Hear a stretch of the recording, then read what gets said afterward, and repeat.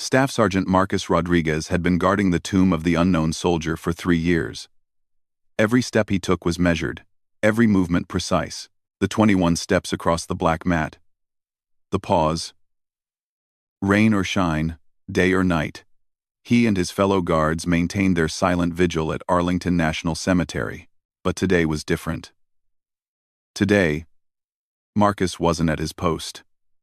Instead, he sat in the passenger seat of a black sedan. Wearing his pristine blue uniform with its gleaming brass buttons and white gloves, his normally stoic expression carried a weight that went beyond his usual ceremonial duties. Beside him, Lieutenant Colonel James Harrison drove through the busy streets of Washington, D.C. The morning traffic was thick, but Harrison navigated it with the same precision he brought to everything else in his military career. In the back seat lay a folded American flag, crisp and perfect, waiting for its final journey. "You sure you're ready for this, Rodriguez?" Harrison asked, glancing at his passenger. "This isn't like tomb duty. There are going to be civilians, questions, complications."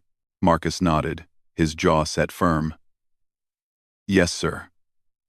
Private Johnson deserves the honor. His family deserves to see it done right." The mission was unusual. Private David Johnson, just 19 years old, had died in a training accident at Fort Bragg 2 weeks earlier. He was supposed to be buried in his hometown of Cedar Falls, Iowa. But complications with the military transport had left his family scrambling. The young soldier's body was being flown commercially, and the family had specifically requested that a tomb guard escort their son home. It was an honor rarely granted, requiring special permission from the highest levels of command. The Army didn't typically assign tomb guards to commercial escort duties, but Private Johnson's story had touched hearts throughout the chain of command.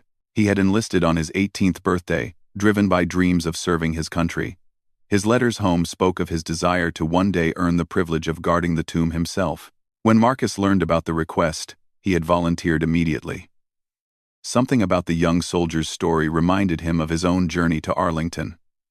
The dedication, the pride, the unwavering commitment to something bigger than oneself. Now, as they approached Ronald Reagan Washington National Airport, Marcus felt the familiar weight of responsibility settling on his shoulders. But this was different from his tomb duties. At Arlington, everything was controlled, predictable, reverent. An airport was chaos incarnate, rushing passengers, blaring announcements, commercial urgency that had no patience for ceremony or tradition. Harrison pulled into the departure area and parked near the terminal entrance. "Remember," he said as they got out, "you're not just representing the tomb guards today. You're representing every soldier who ever wore the uniform. Johnson's family is going to be watching your every move." Marcus straightened his coat and adjusted his white gloves. The morning sun caught the silver of his badge, and several passers-by stopped to stare at the immaculately dressed soldier. Children pointed, adults whispered respectfully. And Marcus maintained his composure with the same dignity he brought to his tomb duty. Inside the terminal, the contrast was stark. Where Arlington was hushed and reverent, the airport buzzed with impatient energy. Travelers dragged rolling suitcases across tile floors, their footsteps echoing off the high ceilings. Flight announcements crackled over the intercom system, mixing with the distant sound of jet engines and the constant hum of conversation. Marcus and Harrison made their way to the Special Services desk, where they were met by Sarah Williams, the airline's passenger service manager. She was a woman in her 40s, with kind eyes and graying hair pulled back in a practical bun. "Sergeant Rodriguez?" she asked, extending her hand. "I'm Sarah Williams. I'll be coordinating your escort duties today. First, let me say how honored we are to have you aboard. We don't often have tomb guards on our flights." Marcus shook her hand with military precision. "Ma'am, it's my privilege to escort Private Johnson home. What do I need to know about the procedures?" Sarah pulled out a folder thick with documents. "Well, there are quite a few protocols we need to follow. The cargo containing Private Johnson is being loaded as we speak. You'll board early, before the other passengers, and we've reserved the front row for you. The captain wants to make an announcement about the honor of having you aboard." "That's not necessary, ma'am," Marcus said quickly. "This isn't about recognition. It's about ensuring Private Johnson receives the respect he deserves. Of course, Sarah nodded. We've also arranged for priority deplaning in Iowa. And the local honor guard will be waiting to receive Private Johnson. As they spoke, Marcus noticed other airport staff gathering nearby. Word had spread quickly through the terminal that a tomb guard was present. These employees had seen thousands of passengers come and go, but the sight of the perfectly dressed soldier drew their attention like a magnet. Tom Bradley, the head of airport security, approached the group. He was a tall man with broad shoulders and a no-nonsense attitude shaped by 20 years of dealing with everything from lost luggage to security threats. His expression was professional but curious. "Excuse me," he said, addressing Harrison since he outranked Marcus. "I'm Tom Bradley, head of security. I need to understand what's happening here. We weren't notified about any special military transport." Harrison straightened, his own uniform crisp and commanding. "This is Staff Sergeant Rodriguez. He's escorting a fallen soldier home to Iowa. All proper notifications have been filed with TSA and airline management." Bradley frowned, pulling out his radio. "I'm going to need to verify this. We have protocols, and I wasn't informed of any special escort arrangements." He stepped away, speaking in low tones into his device. Marcus felt a familiar tension building in his chest. At Arlington, every detail was planned, every contingency accounted for. Here, he was operating in unfamiliar territory, dependent on others to understand and respect the gravity of his mission. Sarah watched the exchange with growing concern. "I'm sure it's just a miscommunication," she said to Harrison. "Tom's very thorough, but he means well." Nearby passengers had begun to notice the commotion. A small crowd was forming, people craning their necks to get a better look at the tomb guard and trying to understand what was happening. Marcus could hear fragments of conversation. "Is that a real tomb guard? What's he doing here? Must be something important. Look at how perfect his uniform is." The attention made Marcus uncomfortable, but he maintained his composure. At the tomb, spectators were expected and welcomed, but they observed from a respectful distance. Here, curiosity was more invasive, less reverent. Bradley returned, his expression more serious than before. "I've got a problem," he announced to the group. "My supervisors are saying they have no record of this escort mission. TSA has no special notifications on file. Alder Humperty. TSA. TSA. TSA. TSA. TSA. TSA. Has no special notifications on file." Harrison's face darkened. "That's impossible. All paperwork was filed through proper channels 48 hours ago. This mission has approval from the highest levels." "I'm sure it does," Bradley replied. "But I can't find any documentation. Until I can verify everything, I can't allow the sergeant to board." The words hit Marcus like a physical blow. He had prepared for many challenges. Emotional family members, difficult logistics, unexpected delays, but he hadn't prepared for bureaucratic obstacles that could prevent him from fulfilling his duty. "Sir," Marcus said, addressing Bradley directly for the first time, "Private Johnson's family is expecting their son to be escorted home with full honors. This young man died serving his country. He deserves—" "I understand that," Bradley interrupted, but not unkindly. "And I respect what you do. My own brother served in Iraq. But I have rules to follow. Just like you do, I can't compromise airport security, even for something as important as this." Sarah stepped forward, her folder of documents clutched tightly in her hands. "Tom, surely we can work something out. This soldier has been preparing for this mission. The family is counting on us." "The family will still get their son," Bradley replied. "The cargo will arrive safely. But I can't allow unauthorized personnel on the aircraft, no matter who they are or what uniform they wear." Marcus felt the eyes of the growing crowd of onlookers. He could see the confusion and disappointment on their faces. Many of them had been moved by the sight of the tomb guard, understanding instinctively that something important was happening. Now they were witnessing what appeared to be bureaucratic incompetence. "Let me make some calls," Harrison said, pulling out his phone. "This is ridiculous. The paperwork exists. Someone just needs to find it." As Harrison stepped away to make his calls, Marcus found himself standing alone with Bradley and Sarah, surrounded by curious passengers and concerned airport staff. The weight of his responsibility felt heavier than ever. He thought about Private Johnson, lying alone in the cargo hold, and about the family waiting in Iowa for their son to come home with the dignity he deserved. The airport continued its busy rhythm around them. Flights were called, passengers hurried to gates, luggage carts rolled past. But in this small corner of the terminal, time seemed suspended as everyone waited to see how this conflict would resolve. Bradley's radio crackled, and he stepped away to answer another call from his supervisors. Sarah watched him go, then turned to Marcus with sympathetic eyes. "I'm so sorry about this," she said quietly. "I've seen a lot of things in 15 years with this airline, but I've never seen anything as important as what you're trying to do." Marcus nodded, his jaw tight with controlled frustration.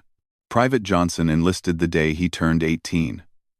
He wrote to his parents every week, told them about his dreams of serving with honor. His mother specifically requested a tomb guard escort. She said her son always talked about the guards at Arlington, how they represented the best of military tradition. "We're going to make this work," Sarah said firmly. "I don't care what paperwork is missing. Some things are more important than regulations." But even as she spoke, Marcus could see the doubt in her eyes. Bradley was a by-the-book security chief, and without proper documentation, he wasn't going to budge. The boarding time was approaching, and if they couldn't resolve this soon, the flight would leave without him. Harrison returned, his expression grim. "I've got 3 different people looking for the paperwork, but it's going to take time. The flight board's in 20 minutes. Marcus closed his eyes for a moment, thinking about the 21 steps he took every day at the tomb. Each step deliberate, purposeful, honoring those who had given their lives in service. Private Johnson deserved those same deliberate, purposeful steps as he made his final journey home. When he opened his eyes, his resolve had hardened into something unbreakable. Whatever obstacles lay ahead, he would find a way to complete his mission. Private Johnson would not travel alone. The boarding announcement echoed through the terminal, its mechanical tone cutting through the tension that had built around the Special Services desk. Flight 447 to Cedar Falls, Iowa, now boarding all passengers in Zones 1 and 2. Marcus watched through the large windows as ground crew members moved around the aircraft, their orange vests bright against the gray tarmac. Somewhere below, in the cargo hold, Private Johnson waited in his flag-draped coffin. The image burned in Marcus's mind. A young soldier making his final journey home, alone, and unescorted because of missing paperwork. Tom Bradley returned from his latest phone call, his face still set in determined lines. Behind him walked a woman in a dark business suit.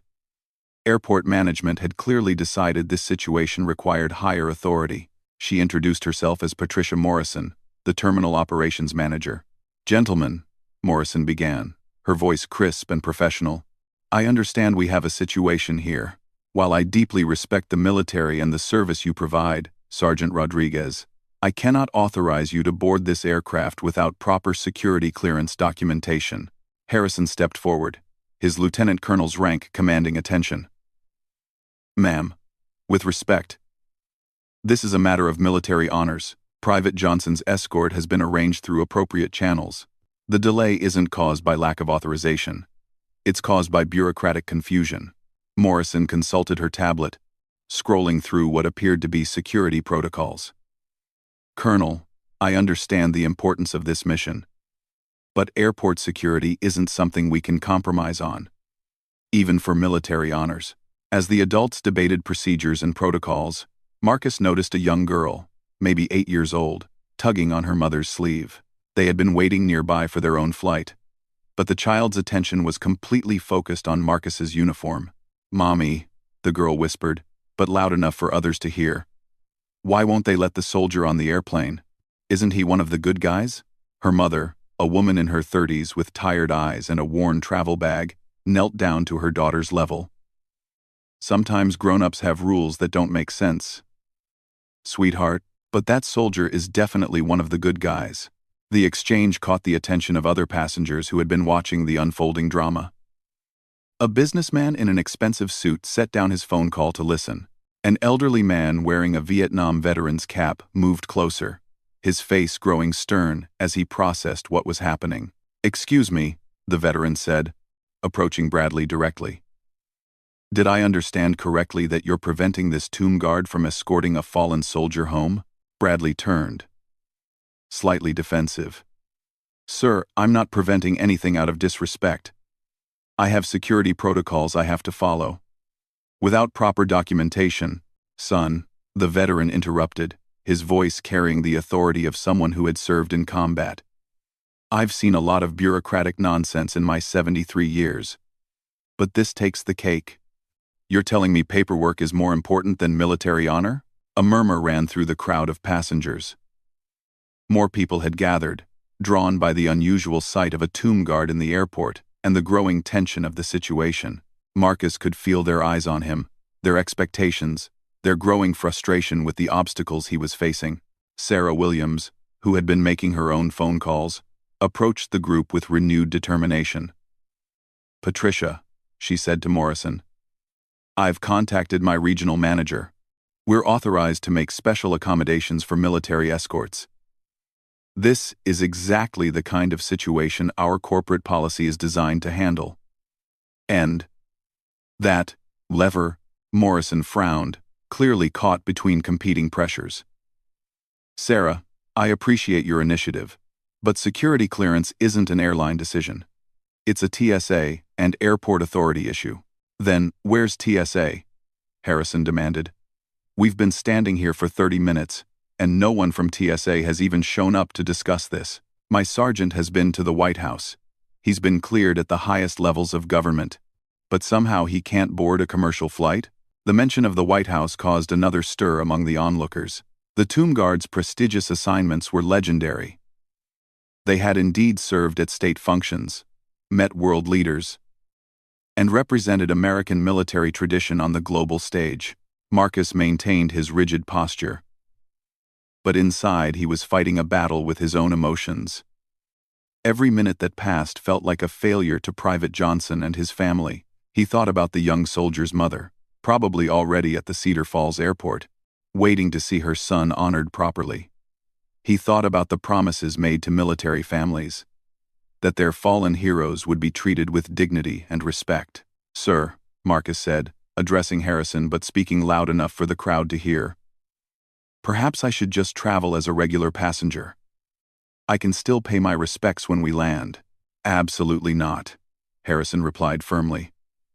"Military escorts travel with special status, or they don't travel at all. That's not negotiable."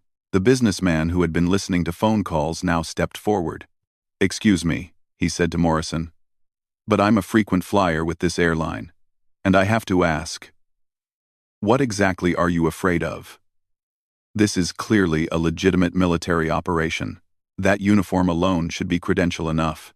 Morrison's professional composure was beginning to crack under the pressure from multiple directions. "Sir, I understand your frustration, but we have protocols that exist for everyone's safety. We can't just ignore security procedures because we like someone's uniform, even when that uniform represents the highest honor in military service." The voice came from Dr. Jennifer Chen, a military historian who had been traveling to a conference. She had been quietly observing, but now she felt compelled to speak. "Do you understand what it means to be selected as a tomb guard? These soldiers undergo months of training, background checks more thorough than most government employees receive. They're trusted to guard our nation's most sacred military site." The crowd murmured agreement, and Marcus felt a complex mix of pride and discomfort. He appreciated the support, but he wasn't used to being the center of attention in civilian settings. At Arlington, respectful silence was the norm. Here, people were passionate, vocal, determined to see justice done. Bradley's radio crackled again, and this time his expression changed as he listened to the voice on the other end. "Copy that," he said into the device. "We'll hold current status until you arrive." He turned to the group with what might have been relief on his face. TSA is sending someone over. Should be here in 10 minutes. The flight board's in 5 minutes, Sarah pointed out, consulting her watch. We're going to have to delay departure. Morrison looked genuinely pained at this prospect. Delayed flights cost thousands of dollars. We're talking about holding up 130 passengers because of paperwork issues. The elderly veteran stepped closer to Morrison, his voice carrying decades of authority. Ma'am, let me tell you about costs.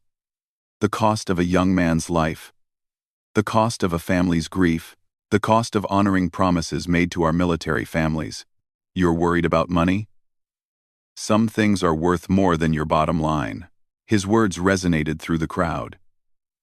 Several passengers nodded agreement, and Marcus could see phones coming out as people began recording the interaction. This was no longer a private bureaucratic dispute. It was becoming a public statement about how America treats its military heroes. A gate agent approached Sarah with obvious urgency. Ma'am, we've got 130 passengers asking why their flight is delayed. What should I tell them? Before Sarah could answer, the businessman spoke up. Tell them they're being delayed so a fallen soldier can be escorted home with honor. Tell them they're part of something important today. Sarah looked at him gratefully, then turned to the gate agent. Use the PA system. Explain the situation. Let the passengers decide for themselves how they feel about a short delay. As the gate agent walked away, Marcus could hardly believe what was happening. An entire airport terminal seemed to be rallying around his mission. These strangers, business travelers, families, vacationers, were all somehow invested in seeing Private Johnson honored properly. The PA system crackled to life. Ladies and gentlemen, we have a special situation this morning that requires a brief delay to Flight 447. We have a United States Army Tomb Guard attempting to escort a fallen soldier home to Iowa. Due to documentation issues, there's been a delay in clearing the sergeant for departure. We appreciate your patience as we work to resolve this matter. The announcement had an immediate effect. Passengers at nearby gates began walking over to see what was happening. The crowd around the Special Services desk grew larger, and Marcus found himself at the center of something he had never experienced. A civilian uprising in support of military honor. A young mother with a baby approached Marcus directly.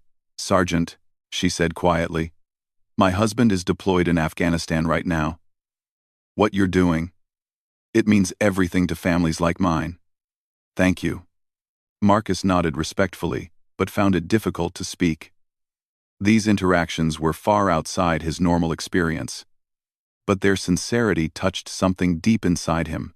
Dr. Chen, the military historian, was now engaged in an animated conversation with several other passengers, explaining the significance of the tomb guards and their role in American military tradition. Her academic authority was lending weight to the growing support for Marcus's mission. The tomb of the unknown soldier, she was saying, represents every family that never got their loved one back. Every parent who never knew what happened to their child. These guards don't just march back and forth. They're maintaining a sacred trust with the American people. Bradley checked his watch nervously. His radio had been quiet for several minutes, which probably meant TSA was dealing with complications, finding the necessary documentation.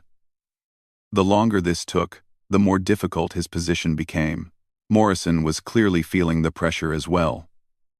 The delayed flight was costing money, the growing crowd was creating security concerns, and social media posts about the situation were beginning to multiply. Airport management preferred to handle problems quietly, behind the scenes. This was becoming very public, very quickly. Harrison had been working his phone constantly, calling everyone in his contact list who might be able to expedite the documentation process. His frustration was evident as he dealt with automated systems, busy signals, and people who couldn't help. This is insane, he muttered to Marcus. I've got generals who can't cut through this red tape. The system is designed to prevent exactly this kind of situation from being resolved quickly. Marcus watched the clock on the wall, each minute feeling like an eternity. The scheduled departure time came and went, and still no TSA agent appeared. Private Johnson remained alone in the cargo hold, while his escort remained trapped by bureaucratic obstacles. Then, something unexpected happened. The businessman who had spoken earlier approached Sarah with a determined expression. "Ma'am," he said, "I want to buy everyone on this flight a drink when we finally get airborne. And I want the airline to know that some delays are worth it." His declaration sparked something remarkable. Other passengers began approaching Sarah and Morrison with similar sentiments. A college student offered to start a petition supporting Marcus. The young mother asked if she could do anything to help contact military authorities. What had started as a bureaucratic obstacle was transforming into something much larger. A spontaneous demonstration of civilian support for military traditions. Marcus realized that these people weren't just witnessing his struggle. They were becoming part of it. The crowd at Gate 12 had grown to nearly 50 people. An unusual gathering in the normally transient environment of an airport terminal. Passengers from delayed connecting flights, airport employees on break, and even some airline crew members had joined the impromptu assembly. The energy was respectful but determined. Like a vigil with purpose, Marcus stood at the center of it all, still maintaining his military bearing despite the chaos around him. His white gloves remained spotless, his uniform crisp despite the stress of the morning, but those who looked closely could see the tension in his jaw, the way his eyes kept flicking toward the gate where Private Johnson's flight should have already departed. Then, cutting through the murmur of conversation, came the sound of hurried footsteps. A TSA agent approached the group, slightly out of breath from what appeared to be a rushed journey across the terminal. She was a woman in her late 40s, with graying hair and tired eyes, wearing the standard TSA uniform with its distinctive badge. "Sorry for the delay," she announced to Morrison and Bradley. "I'm Agent Susan Martinez, TSA Federal Security Director for this terminal. I understand we have a documentation issue with a military escort." Bradley stepped forward, relief evident in his voice. "Agent Martinez, we've been waiting for verification on a Tomb Guard escort mission. Sergeant Rodriguez here is supposed to accompany a fallen soldier to Iowa, but we can't locate the security clearance paperwork." Martinez pulled out a tablet and began scrolling through what appeared to be security databases. "Rodriguez, you said? From the old guard?" She looked up at Marcus with professional interest. "What's your clearance level, Sergeant?" Marcus responded with military precision, reciting numbers and codes that meant nothing to most civilians but everything to security professionals. Martinez's expression changed as she processed the information, her eyebrows raising slightly. "Secret clearance, White House access, DoD special assignments," she murmured, more to herself than to anyone else. "Sergeant, this level of clearance doesn't usually require additional documentation for domestic flights." Morrison stepped forward, her frustration evident. "Then why couldn't we verify anything? We've been checking for over an hour." Martinez continued working on her tablet, frowning at the screen. The military escort database was updated last night. Sometimes there are synchronization delays between systems. She looked up at Marcus with the expression that had shifted from professional interest to something deeper. "Sergeant, can you tell me about the soldier you're escorting?" Marcus straightened, if that was even possible. "Private David Johnson, ma'am, 19 years old, died in a training accident at Fort Bragg. His family requested a Tomb Guard escort for the journey home to Cedar Falls." Martinez was quiet for a moment, studying her tablet screen. When she looked up again, her professional composure had cracked slightly. "David Johnson from Cedar Falls, Iowa?" "Yes, ma'am. Son of Robert and Mary Johnson." Marcus blinked, surprised by the specific question. "Yes, ma'am, that's correct." Martinez set down her tablet and was quiet for a long moment. When she spoke again, her voice carried a weight that hadn't been there before. "Sergeant Rodriguez, I grew up in Cedar Falls, graduated from the same high school as David Johnson, 30 years apart. I know his family." The crowd that had gathered around them fell silent, sensing that something significant was happening. Even the constant background noise of the airport seemed to fade as Martinez continued. "Mary Johnson was my son's second-grade teacher," Martinez said, her voice growing softer. "She's been teaching in that district for 25 years. When my boy was struggling with reading, Mrs. Johnson stayed after school every day for 2 months to help him. She never gave up on him." Marcus felt something shift in the air around them. This was no longer about bureaucratic procedures or security protocols. This had become personal in a way that none of them had expected. Martinez picked up her tablet again, her fingers moving quickly across the screen. The documentation is here. It was filed properly, just in a different system than we initially checked. Sergeant Rodriguez, you are cleared for escort duty on Flight 447. The crowd erupted in spontaneous applause, and Marcus felt a weight lift from his shoulders that he hadn't fully realized was there. But Martinez wasn't finished. There's something else, she said, raising her voice to address not just Marcus, but the entire group that had gathered. I want everyone here to understand what just happened. This soldier, she gestured to Marcus, represents something that's becoming rare in our world. Absolute dedication to honor and duty. She turned to address the crowd more directly.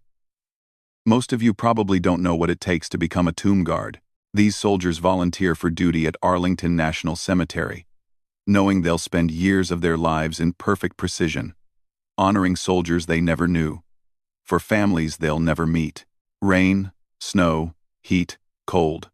They march their posts every day, every hour, because some things are more important than comfort or convenience.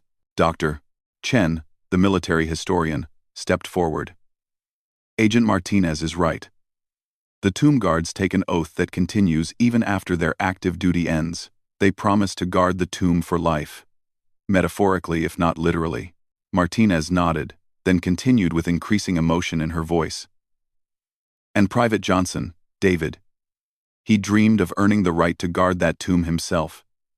His mother told me that, in one of her letters, he wrote to her about watching videos of the tomb guards online, studying their movements, hoping that someday he would be worthy of that honor. Marcus felt his throat tighten. He hadn't known that detail about Private Johnson's aspirations.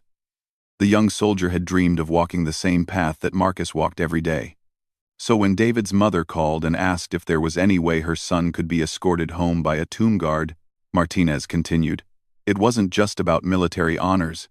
It was about fulfilling a dream that David would never have the chance to achieve himself. The silence that followed was profound. Even the businessman who had been checking his phone constantly now stood with his device forgotten in his hand, completely absorbed in the moment. Sarah Williams stepped forward, her airline uniform neat but her eyes bright with unshed tears. Sergeant Rodriguez, on behalf of this airline and everyone here, I want to formally apologize for the delay. We're going to make sure this journey is everything Private Johnson's family hoped it would be. Morrison, who had been so focused on procedures and protocols, now looked genuinely moved. The delay fees for this flight are waived, she announced. And we're upgrading Sergeant Rodriguez to first class. Marcus shook his head immediately. That's not necessary, ma'am. I'm honored just to complete the mission. It's not about honor, Morrison replied. It's about respect and recognition of something important. Harrison, who had been watching the transformation of the situation with amazement, stepped forward to address the crowd. Ladies and gentlemen, what you've witnessed here today is the civilian-military partnership that makes this country strong. You stood up for something you believed in, and you made a difference. The elderly Vietnam veteran approached Marcus with tears in his eyes. Son, he said, extending his hand. I served 2 tours in Vietnam, and I never had the honor of guarding the tomb, but watching you today, seeing how you refused to give up on that young soldier, that's what military honor looks like. As they shook hands, Marcus felt the profound responsibility of his role in a new way. He wasn't just representing the army, or the old guard, or even the tomb guards. He was representing an ideal that these civilians had recognized and rallied around. Martinez began making arrangements for priority boarding, but before she could finish, the young mother with the baby approached Marcus one more time. Sergeant, she said quietly, when my husband comes home from his deployment, I'm going to tell him about today, about how you never gave up, and about how all these people supported you. It's going to mean a lot to him to know that Americans still care about military families. The boarding process began shortly after, with Marcus receiving the rare honor of boarding first, alone, before even the first-class passengers. As he walked down the jet bridge, he could hear applause echoing behind him from the crowd that had supported his mission. Once aboard the aircraft, the captain made an announcement that would be remembered by every passenger on that flight. "Ladies and gentlemen, this is your captain speaking. We're honored today to have Staff Sergeant Marcus Rodriguez aboard our aircraft. Sergeant Rodriguez is a tomb guard from Arlington National Cemetery, and he's escorting a fallen soldier, Private David Johnson, home to Iowa. Private Johnson was 19 years old, and he died serving our country. I ask for a moment of silence as we prepare for departure." The silence that followed was complete and profound. 130 passengers, crew members, and even the ground staff visible through the windows stopped what they were doing to honor a young soldier most of them had never heard of until that moment. As the aircraft pushed back from the gate, Marcus looked out the window and saw something remarkable. Airport employees had gathered on the tarmac, forming loose lines along the taxiway. Ground crew members, baggage handlers, mechanics, and others. They all stood at attention as the aircraft carrying Private Johnson began its journey home. The flight to Cedar Falls was smooth and quiet. Passengers spoke in hushed tones, if at all, seeming to understand that they were part of something sacred. Flight attendants moved with extra care and respect, and the businessman who had supported Marcus earlier quietly asked the crew to ensure the sergeant had everything he needed. As they approached Iowa, Marcus thought about the remarkable chain of events that had brought him to this moment. What had started as a bureaucratic obstacle had transformed into a demonstration of American values. Strangers supporting a military mission, civilians understanding the importance of military honor, and public servants like Martinez going above and beyond their duties. When the aircraft touched down in Cedar Falls, the captain made another announcement. "Ladies and gentlemen, we've arrived at our destination. Before we begin deplaning, I want to remind you that we're carrying a fallen soldier home today. When you see the honor guard on the tarmac, when you see the family waiting for their son, remember that freedom isn't free. Remember that young men and women like Private Johnson volunteer to serve so that we can travel freely, speak freely, and live freely." Through the aircraft windows, Marcus could see the honor guard assembled on the tarmac. Local veterans, active duty soldiers from the nearest base, and National Guard members. They stood in perfect formation, waiting to receive Private Johnson with the dignity he deserved. But it was the two figures standing slightly apart from the formation that caught Marcus's attention. An older couple, holding each other for support, watching the aircraft with expressions of grief and pride mixed together. Private Johnson's parents, waiting for their son to come home one final time. As Marcus prepared to deplane, he felt the weight of his mission settling into its final phase. He had successfully escorted Private Johnson home, overcoming obstacles that could have prevented the family from receiving the military honors they had requested. But more than that, he had witnessed something beautiful and rare. A reminder that beneath all the bureaucracy and procedure and daily frustrations of modern life, Americans still understood and valued honor, duty, and sacrifice. Private David Johnson had dreamed of becoming a tomb guard, of dedicating his life to honoring fallen soldiers. He never got that chance. But in his final journey home, he had been honored by a true tomb guard, supported by strangers who understood the importance of that honor, and received by a community that would never forget his service. As Marcus stepped off the aircraft and onto Iowa soil, he knew this mission would stay with him for the rest of his life. Not just because of the obstacles he had overcome, but because of the people who had helped him overcome them. The unexpected had indeed happened. But it wasn't bureaucratic failure or system breakdowns. The unexpected was the power of ordinary Americans to recognize something important and to stand up for it, even when it meant delaying their own plans and challenging authority. Marcus walked across the tarmac toward Private Johnson's parents, his steps as measured and precise as they were at Arlington. Each step was a promise kept, a duty fulfilled, and a young soldier's dream honored in the only way still possible. The crowd from the airport had been right about one thing. Some delays are worth it. Some things are more important than schedules and procedures and convenience. Sometimes, the most important thing is simply showing up, standing firm, and refusing to let a fallen hero travel alone.